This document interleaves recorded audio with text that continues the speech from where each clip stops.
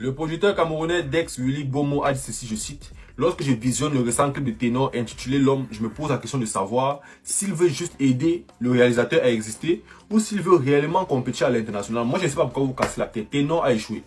Pourquoi l'expression échoué? Parce que oui, le public camerounais ne soutient pas. Le public camerounais bipolaire, l'industrie au Cameroun ne paye pas. Mais Ténor, sur cette décennie, est l'artiste camerounais qui a le plus bénéficié de l'amour des Camerounais.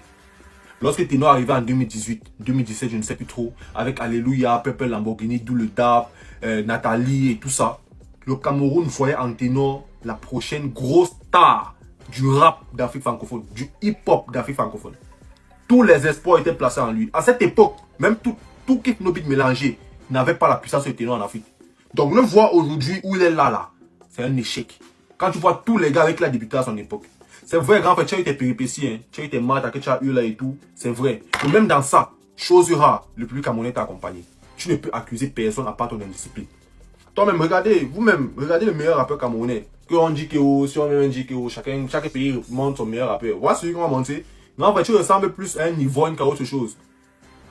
Te voir ne me donne aucune envie. Même si tu as un conseil en face du pur, je ne parle pas, même si c'est gratuit. Parce que tu ne fais pas rêver. Et arrêtez vos affaires de « oh, il est talentueux, c'est le plus talentueux ». Non, non, non. Le talent ne paye pas les factures. Le talent n'amène pas le hip-hop d'un pays à un certain niveau. C'est la rigueur, c'est la discipline. Ténor est indiscipliné. Récemment, il y a une histoire comme quoi, ouais, on lui organisait un concert en bain. Après, la vaniche. J'espère que c'est faux. Parce que si c'est vrai, grand frère, c'est que toi, tu es un plaisantin, tu es un blagueur. Tu comprends un peu? Tu ne respectes pas ton public.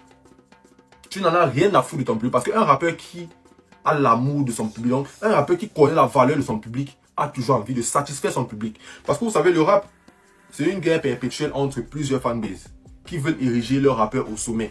Un peu comme vous voyez entre JJB et Imra. Chaque fanbase défend son artiste. Et maintenant, chaque artiste, à chaque fois, essaie de se surpasser pour que sa fanbase aussi puisse avoir de quoi défendre son artiste et être fier de son artiste. Sinon, on s'en fout de vous. Tu peux te lever le matin, un lundi matin, tu vois que Ténor a posté une chanson. Il ne fait même pas la promo. Ténor, aujourd'hui, dans sa tête, c'est qu'il est à un niveau où, vas-y, flemme. Je sais pas, tu vois un peu, flemme. Et grand frère, tu as ce confort parce que tu sais qu'il n'y a pas de menace à côté. Pas qu'il n'y a pas de talent, hein. Il y a les talents, juste que eux, ils n'ont pas eu la chance que toi, tu as eu à ton époque. Oui, tu as eu beaucoup de chance. Ce n'est que talent tété là. Ils sont au moins 175 à quartier qui sont plus forts que toi, et tu le sais.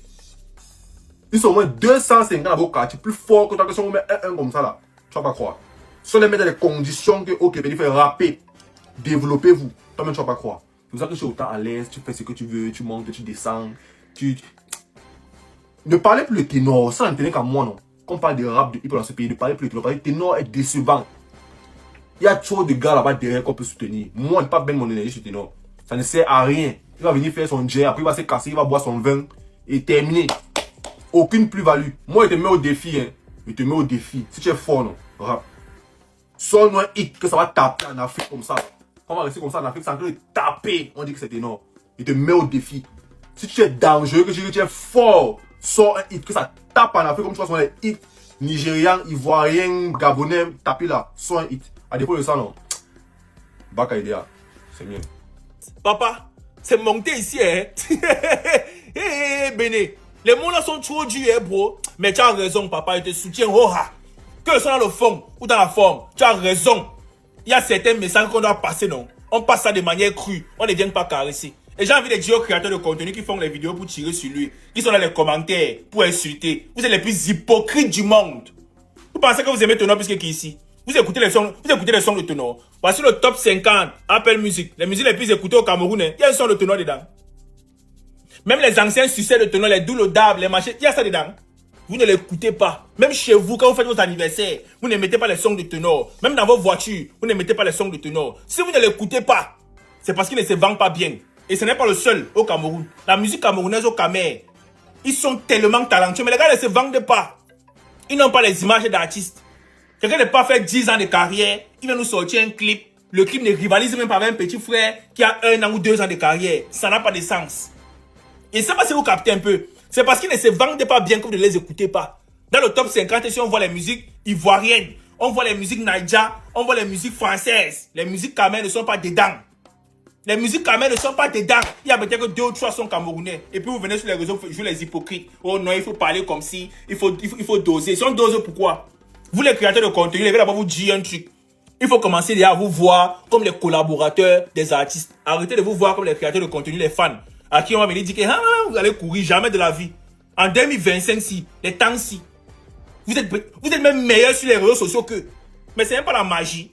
Toi, Duke Ivan, tu as vu réagir en Bandji un peu consort. Tu es l'ami de Tenor, tu es l'ami de Loco. S'il y a un problème dans leur carrière sur les réseaux sociaux, tu dois t'en mordre les lèvres. Ça doit mettre une honte pour toi, vrai. Parce que tu es un créateur de contenu sur les réseaux sociaux, normalement, tu dois avoir plus d'impact que. Tu dois connaître tous les schémas pour communiquer de leur musique sur les réseaux. Tu dois être même le manager. Tu signes un contrat avec eux. Tu n'es qu'un collaborateur, pas un créateur de contenu. Ils ne doivent pas venir te voir pour te donner 50 000 pour créer les contenus, jamais de la vie.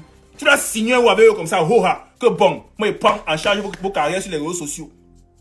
Tous vos projets que vous avez, voici mon pourcentage. On doit commencer à respecter les créateurs de contenu. Ce n'est pas le quartier. Parce que sur les réseaux sociaux, non. Ce sont les créateurs de contenu qui gouvernent ici. Ils sont eux qui savent qu'il faut entrer ici, il faut sortir ici pour qu'on soit vu. Il faut faire ci, il faut faire ça. Parce que les artistes là sont encore en 2015. La communication de 2015 ne passe plus. Ça ne passe plus. Il faut se dire les vérités. Maintenant, si vous les créateurs de contenu, vous ne voulez pas vous mettre à niveau. Vous ne voulez pas vous considérer comme des collaborateurs, comme des personnes importantes. C'est votre problème. Il faut laisser ceux qui se voient comme des stars, comme des artistes, comme des personnes qui peuvent collaborer, non, gérer leur schéma. Ne venez pas tirer sur eux. L'avenir qui va dire que qui avait raison ou pas raison. Moi, je pense que vous, créateurs de contenu, petit frère, tapez la main sur la poitrine.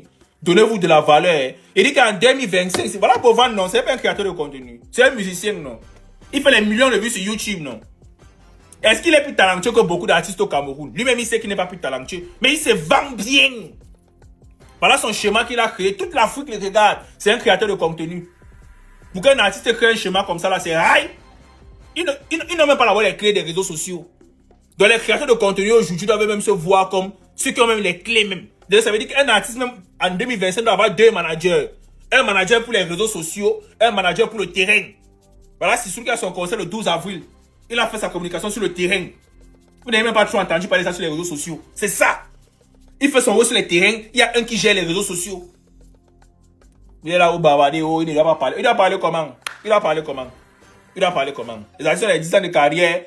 Tu vois un flyer sur les réseaux. Le flyer n'est même pas professionnel. Tu vois une photo sur les réseaux. La photo n'est même pas professionnelle. L'artiste n'a aucun flow. Qui va l'écouter à l'extérieur? Quand on voit seulement le flyer, on dit que bon, celui-ci vient de commencer la musique pour ceux qui ne le know pas. Putain, il a 15 ans de carrière. On laisse les réseaux sociaux embrouiller les gens. Tu là-bas, dis donc.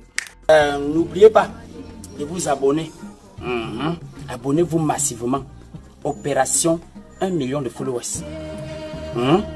Et likez. Laissez un commentaire si ça vous a plu. Et c'est tout. Aidez-moi à partager au maximum. C'est pas ça? C'est ça.